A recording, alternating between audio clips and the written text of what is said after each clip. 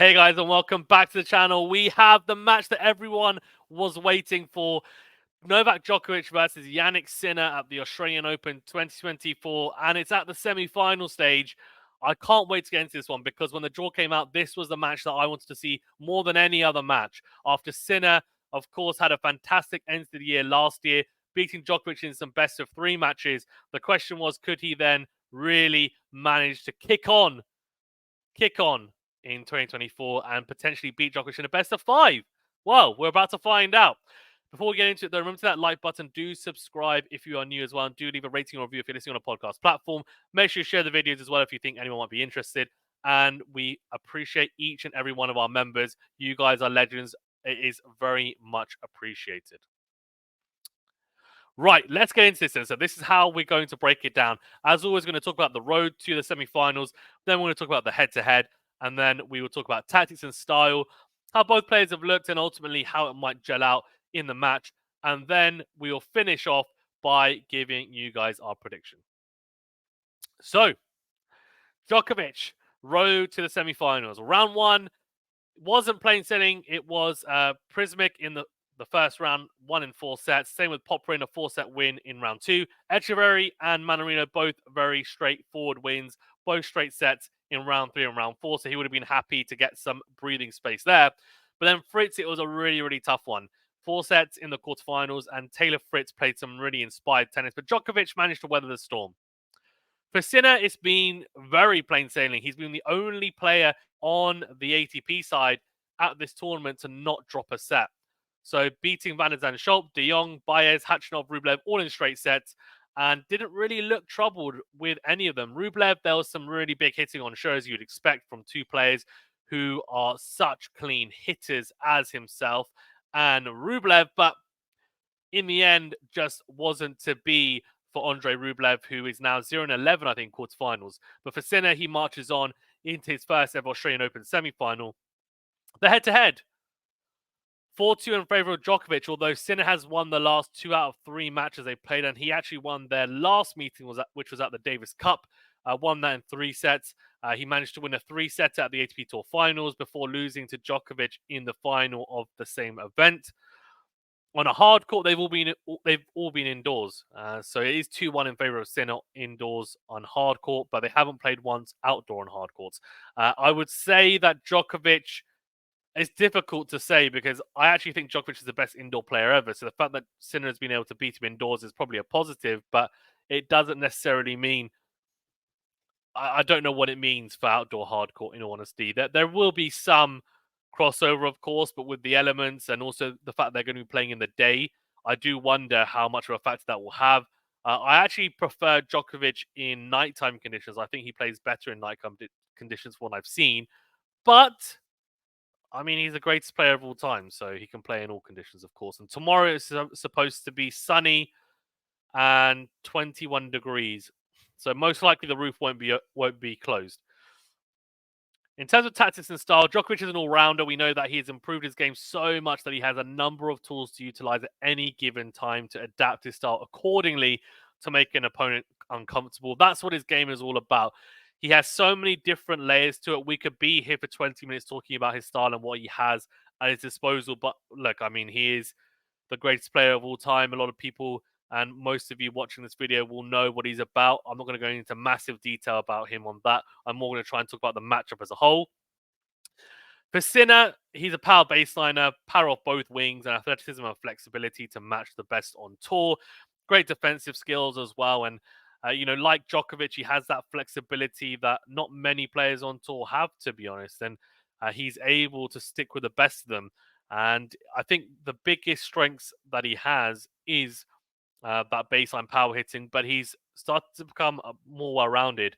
A good transition in net game. His serve is much improved as well, hitting his spots well, and his return game is probably, I would say, top 5, top 10 on tour. So he's becoming a real monster when it comes to his general game. In terms of the matchup, well, this is where it becomes interesting because I have a lot to talk about here, but I'm going to try and keep it as brief and succinct as possible. The ad court matchup, I think, is the key in this match. And in a lot of matches it is, but especially against Djokovic, because Djokovic is, in my opinion, the best player ever when it comes to ad court exchanges. He has the best two-handed backhand I've seen, and he's now utilizing that into-out forehand beautifully and into-in forehand. He just has so many different ways to dominate the ad court, and he defends so well on that backhand side.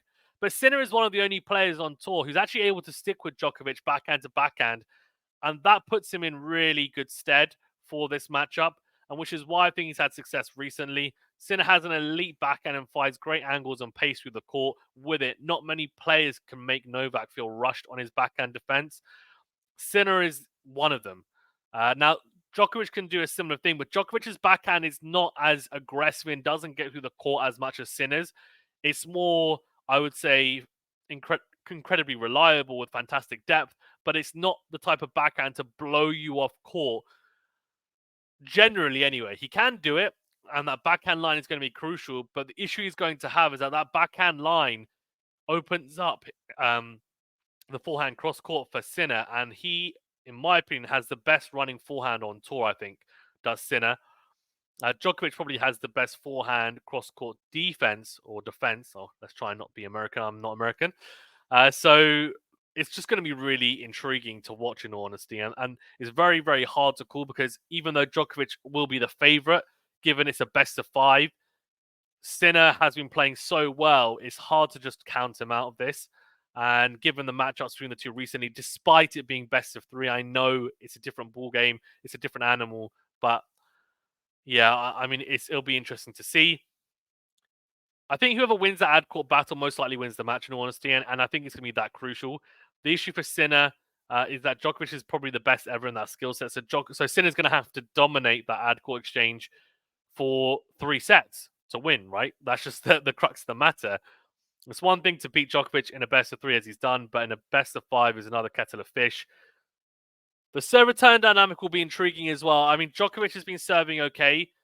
He's obviously bulked that up in the last few years, and it's been, ever improving. And I think for him, it is a big weapon, and he'll have to serve well because one thing that Sinner did really well, especially against the Djokovic second serve, was putting Djokovic on the back foot straight away and rushing the Serb in a lot of instances. And that was definitely an issue for Djokovic, being on the back foot in a lot of those service games.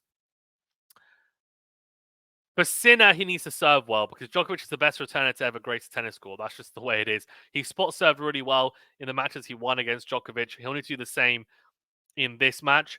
And we know that, yes, okay, he can be aggressive on his own return, but he needs to try and ensure that Djokovic doesn't make a whole lot of returns. And he did manage to actually neutralize Djokovic's return at times. And that was interesting to see. I do wonder whether he tries to vary it up a little bit and not just going into the Djokovic backhand, which actually, generally speaking, is his stronger return, I would say. He definitely makes a lot more backhand returns there. Sinner doesn't have a massive kick serve, and I don't think that's as much of an issue for Djokovic as it was in the past. So that'll be intriguing to see how that serve return dynamic does play out. And it's going to be who hits their spots better and then also who is more reliable in return. And there's not much in it between the serve return for both players.